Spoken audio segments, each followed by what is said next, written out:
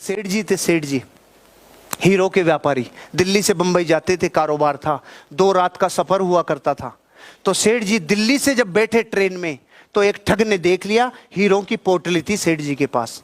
तो ठग ने देखा आज काम लगेगा, अपन जबरदस्त तरीके से हीरो को ठग लेंगे। वो भी रवाना हो गए और दोनों वहां से रवाना हो गए दिल्ली से। दोपहर की ट्रेन थी, आराम से। शाम का जैसे वक्त आया, चोर 7-8 बजे ही सो गया, क्योंकि रात को जागना था, चोर को तो जागना था ना, कार्यक्रम लगाना था कि भाई चोरी करेंगे।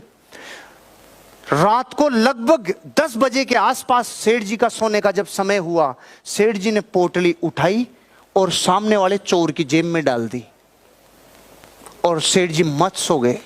वो रात को उठाए 1 बजे और सेठ जी का सारा सामान चेक कर लिया, पोटली नहीं मिली।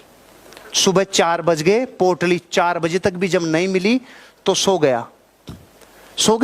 क्या करता? जो निकम्मे कलमुए ये कह रहे हैं, पहले से पता होते ना नोट बंद होंगे, साला मैं सब सही कर लेता, साला सब सही कर। तू तब भी कुछ नहीं कर सकता था, तू अब भी कुछ नहीं कर सकता, क्योंकि जिंदगी का भविष्य किसको दिखता है? किसी को नहीं दिखता। जिंदगी अनुमान पे चलती है, गारंटियों पे नहीं चलती। पहले पता होनी चाहिए थी, पहले पता होनी चाहिए। आप में से कितने लोग हैं जो दाढ़ी बनाते हैं? शंका, हाँ खड़े करो ना, हाथ घबरा क्यों रहे हो? आपके कोई दूसरा बनाता है क्या? अब आप में से वही हाथ खड़े रखना जो गारंटी देते हैं कि कभी कट नहीं लगेगा। सब नीचे कर लो, गलती से खड़े कर रखे हैं, नीचे कर लो। अरे जब सालों से दाढ़ी बना रहे हो तभी गारंटी नहीं है कि कट लगेगा कि नहीं लगेगा, तो जिंदगियों की गारंटी कैसे मांग रहे हो? रोज सुबह भारत के करोड़ों लोग अखबार पकड़ते हैं, क्यों? देखिए किस किसने बुरा काम किया है, हम भी पकड़ेंगे। पकड़ ले, पकड़ ले। रोज लोग टीवी में हजारों लोगों को पकड़ने का प्रयास करते हैं, अब देखिए किसने क्या बुरा किया है, अब किसने क्या बुरा किया है।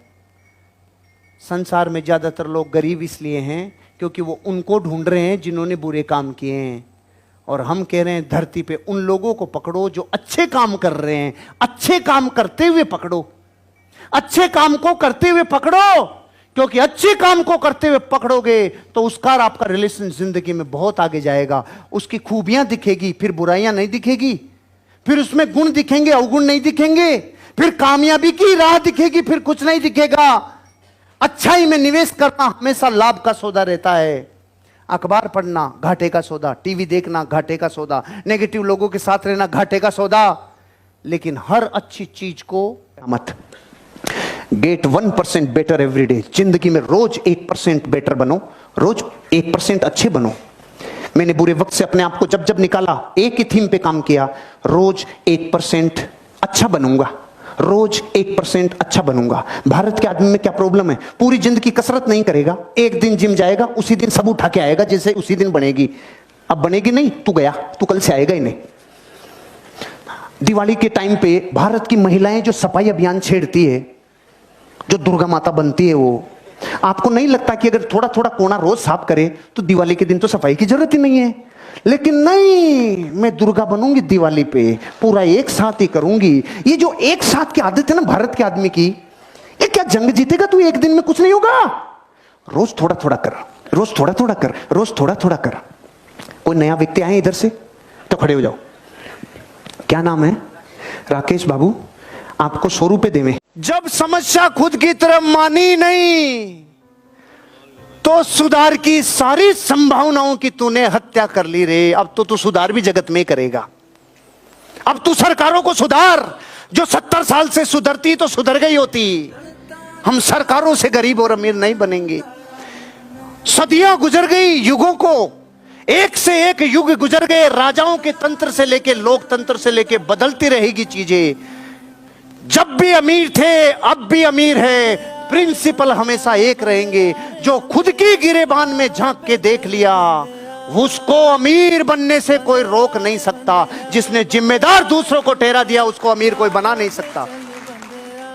से कोई नहीं सीख के आया दुनिया में, सब बाहर आने के बाद सीखे। अभिमन्यु का जमाना गया जब थोड़ा बहुत पेट में भी सीख लेते थे, अब सब बाहर आके सीख रहे हैं। अब जमाना बदल गया और बाहर आके सब सीखा जा सकता है। क्या दुनिया में साइकिल चलाना सीखा जा सकता है? मेरी उम्र थी 5.5 साल। मेरे पड़ोस में एक ब्रिगेडियर साहब ने मुझे एक साइकिल भेंट की। मेरे पांव वहां तक नहीं जाते थे, लेकिन मेरे प्राणों में प्यास थी, मैं चलाऊंगा।